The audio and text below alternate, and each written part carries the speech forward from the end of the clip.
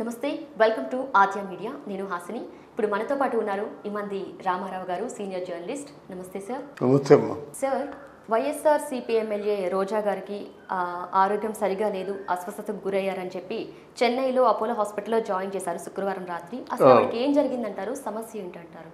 సరిగ్గా చెప్పంటారా ఏం జరిగిందో?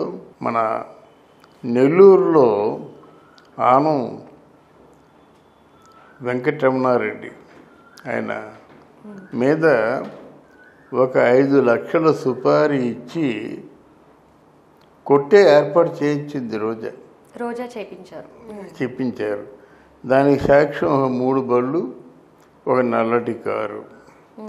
తర్వాత ఈయన రిటర్న్ చాలా కోపం వచ్చింది. రోజా ఏంటి ఇలాంటి ఏర్పాటు చేయడం ఏంటి అని చెప్పేసి నెక్స్ట్ వీళ్ళు ఇక లేదు, ఆర్డర్స్ లేదు, ఏమీ లేదు, ఎక్కడుంటే అక్కడ రోజాని అంటే మా ప్రతీకారం తీర్చుకోవాలి కదా. ఎందుకంటే పోలీసు మీరు కేసు పెట్టినట్టయితే పోలీసులు యాక్షన్ తీసుకోలేదు. నిజంగా ఆ టైంకి ఏదో ఎవరో రక్షించారు కాబట్టి సరిపోయింది, లేకపోతే ప్రాణాలు పోతే తనకు అది కావాలి.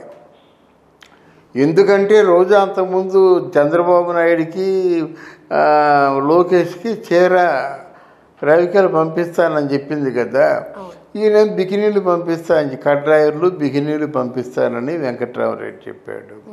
అందువల్ల అది బాగా ఇన్సల్ట్ ఫీల్ అయ్యి ఎలాగైనా వీడిని పూర్తిగా చంపాలని కాదు కానీ చిన్నాభిన్నం చేయాలి, కోడిగుడ్లతో కొట్టడం, 4 దెబ్బలు వేయడం, ఎవరేసారో తెలియపోవడం, వీలైనట్టయితే తెలుగుదేశం వాళ్ళే కొట్టారు అన్న నెపం వచ్చేలాగా ప్రయత్నం చేయడం ఇచ్చేసిందన్నమాట. ఇచ్చేసి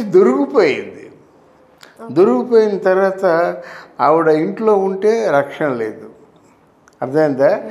ఆంధ్రాలో ఉంటే అంతకంటే రక్షణ లేదు. ఇప్పుడు ఇంకొక స్టేట్ కనుక తమిళనాడులో ఇంకో హాస్పిటల్ అంటే హాస్పిటల్లోకి ఎవరు వెళ్ళడానికి అవకాశాలు ఉండవు. ఇంతంతో మినిస్టర్ కదా, నాకు లైఫ్ థ్రెట్ ఉంది కనుక మీరు నాకు ప్రొటెక్షన్ ఇవ్వండి అని తమిళనాడు గవర్నమెంట్ని కోరుకుంటే ఆయన స్టాలిన్ కూడా సినిమా ఫీల్డ్కి బాగా సంబంధించినోడు కనుక చాలా అక్కడ తమిళనాడులో ఇక్కడలా కాదు, లా అండ్ ఆర్డర్స్ చాలా స్ట్రిక్ట్గా ఉంటాయన్నమాట. అందుకు అక్కడ పడుకుంది. ఏమైందంటే కాళ్ళు నొప్పి, ఒళ్ళు నొప్పి, ఇంకేదో నొప్పి అంటారు కానీ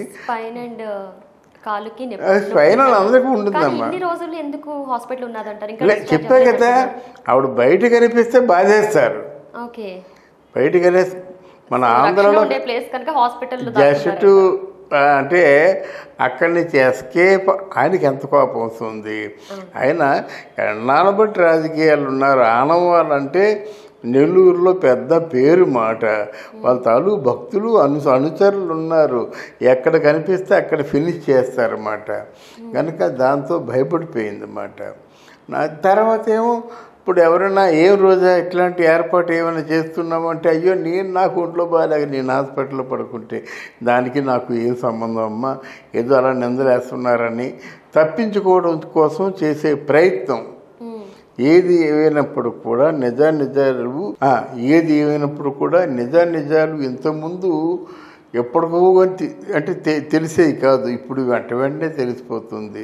జనంలో అవేర్నెస్ పెరిగింది, కొట్టేవాళ్ళలో అవేర్నెస్ పెరిగింది.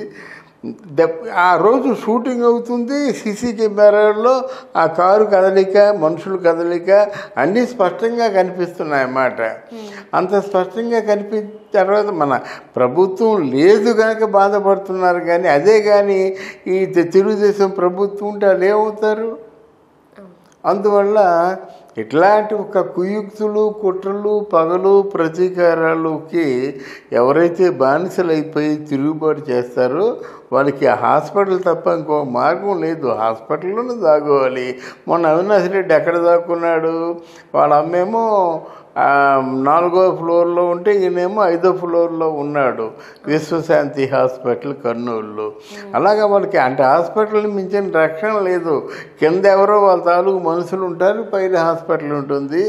డబ్బు దస్కం బాగా పరిపుష్టిగా ఉన్నట్టయితే పోలీసు బలగాన్ని కూడా పెట్టుకుంటారు. అది విషయం ఇక్కడ. అంతేగాని రోజాకి ఏదో ప్రమాదం జరిగిపోలేదు, ఆపద వాటిల్లలేదు, ఆవిడ గురించి వచ్చినటువంటి భయం లేదు. అలాగే రోజా ఎప్పుడు కూడా తరచూ వార్తల్లో చాలా రూమర్స్ ఎదుర్కొంటూ ఉంటారు. అవును, ఆవిడ మీద చాలా రాంగ్ కామెంట్స్ వస్తూ ఉంటాయి. దానికి గల కారణం ఆవిడ నోరే అంటుంటారు. అది ఎంతవరకు వాస్తవం అంటే అంటారు? నోరు ఉండడం తప్పు కాదమ్మా, ఆ నోట్లోంచి బండ బూతులు రావడం తప్పు కదమ్మా. అవును. ఇప్పుడు ఫర్ ఎగ్జాంపుల్, నువ్వు తెలుగుదేశం పార్టీలో ఉన్నావు, అక్కడ వాళ్ళ మోచేతి కింద నీళ్లు తాగావు, అక్కడే ఓనామాలు రాజకీయాలు నేర్చుకున్నావు. ఇప్పుడు వాళ్ళు నచ్చలేదనుకో, మానేసేయి. ఆఫ్టర్ ఆల్ చంద్రబాబు నాయుడు ఒక వెధవ పప్పుగాడు, అలాగే లోకేష్ అరటెక్కడగాడు, ఏంటి మాటలు.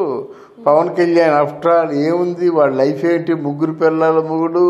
పవన్ కళ్యాణ్ ఏమాత్రం, చిరంజీవి ఏమాత్రం, నాగబాబు ఏమాత్రం అంటే చూసుకుంటారు కదా. నన్ను నాగబాబు మీద పడి గుద్ది ఆ దెబ్బ పూర్తిగా పనికి లేకుండా చేసేసావు. అంత మూటు సరసం ఆడావు, అది అందరూ చూశారు. ఈరోజు అంత మూటు సరసం ఆడిన వాడి మీద విమర్శలు చేసేటువంటి బుద్ధి ఎలా వచ్చింది? తర్వాత ఏమో ఆవిడకేమో సాంస్కృతిక శాఖ మంత్రిగా పదవి రాగానే చిరంజీవి గారి ఇంటికి వెళ్ళి కాళ్ళకు నమస్కారం చేసి దీవించమంటే, అమ్మ ఇంటి ఆడబిడ్డలాగా వచ్చావు, ఏదో మాకు కలిగింది కాత, చేతికి చేయి కొడుక్కొని ఆ పసుపు కుంకాలు తీసుకొని వెళ్ళు అని చెప్పి పంపించారు. ఈ చిరంజీవికి ఎవరికైనా ఏవైనా ఇవ్వడం తెలుసా అని ఆయన్ని తిట్టావు. ఏమి ఇదంతా? ఏమనుకోవాలి? అసలు నీ జీవితంలో పెద్ద పిక్చర్ ఏదైనా ఉందంటే అది బహిరంగ ద్వీపం. బాలకృష్ణతో యాక్ట్ చేసింది. అది ఆ పిక్చర్ గురించే బాగా చెప్పుకుంటారు, హీరోయిన్గా బాలకృష్ణతో యాక్ట్ చేసిందని. మరి దాన్ని ఆ భైరవదేవ్ ఆయన్ని చూస్తుంటే ఆయన మాట్లాడితే ఆ మాట అర్థం కాదు, ముద్ద మాట, ఆ మాట, ఈ మాట అంటే ఆయన కొట్టడానికి బయలుదేరాడు.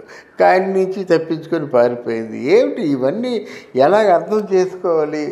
ఇది నోరు పెద్దని కాదు, వక్రంగా మాట్లాడకూడదమ్మా. ఎవరిని కూడా రాజకీయాల్లో ఉంటే బూతులు మాట్లాడమని ఉందా?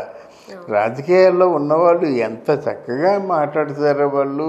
అందుకే దాన్ని పార్లమెంటరీ లాంగ్వేజ్ అంటారు, సక్రమంగా మాట్లాడితే. లేకపోతే అన్పార్లమెంటరీ లాంగ్వేజ్ అంటారు. నువ్వు అన్పార్లమెంటరీ లాంగ్వేజ్ మాట్లాడితే నీకు చరిత్ర లేకుండా పోతుంది. రేపొద్దున నిన్ను చూసి ఎవరు నమస్కారం పెట్టరు. అన్ని రోజుల్లో నువ్వు రూలింగ్ పార్టీలో ఉంటానన్న గ్యారంటీ ఎక్కడుంది? ఒకవేళ ప్రజల్లో మంచి పేరు తెచ్చుకొని ప్రజలకి సేవ చేసి, అసలు యాక్చువల్గా నీ మినిస్టర్ ఏమిటి? సాంస్కృతిక శాఖ మంత్రి, టూరిజము. ఆ టూరిజం బాగా డెవలప్ చేసి సంస్కృతికి కూడా సంబంధించినటువంటి చాలా అంటే ఆ విలువల్ని కాపాడినట్టయితే నీ పేరు చిరస్థాయిగా ఉంటుంది. అది ఇది లేకుండా గబ్బుగా మాట్లాడడం, గబ్బుగా పనులు చేయడం. రేపు చేస్తావా? రారా, నన్ను రేపు చేయరంటే ఏం చేస్తారు రేపు? ఇదా మాట్లాడడం కరెక్ట్ కాదు. ఓకే సార్, అంటే ముఖ్యంగా ఇప్పుడు ఆవిడకి కాళ్ళు అవి ఇప్పుడు పని చేయట్లేదు, సరిగ్గా లేదు అని అంటున్నారు కదా, అంటే ఎస్కేపిజం అంతే అంటారా? లేకపోతే ఆవిడ బాడీ పర్సనాలిటీ ఎక్కువ వల్ల హెవీ లేదు అంటే ఒక 10-15 రోజుల పాటు ఎవరికి కనిపించకుండా హాస్పిటల్లో ఉండాలి. ఇప్పుడు స్పైనల్ కార్డ్ అంటే స్పైనల్ కార్డ్ ఏముంది? మనిషి బరువు పెరిగినట్టయితే అక్కడ కొంచెం ఉంటుంది, ఎవరికైనా ఉంటుంది.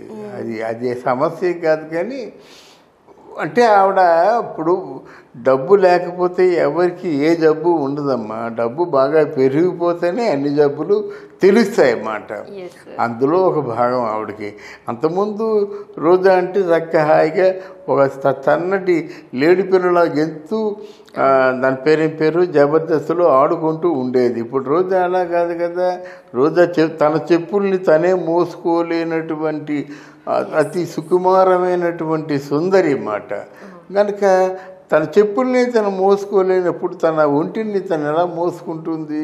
కనుక ఆ నొప్పులు వస్తాయి, ఆ నొప్పులు తెలుస్తాయి. చూద్దాం ఫ్యూచర్ ఏం చెప్తుందో, ఆవిడ ఏ విధంగా సమాధానం చెప్తుందో. Okay, right sir, thank you. Thank you. So చూసారు కదా, ఇది వాటి టాపిక్. చూస్తూనే ఉండండి.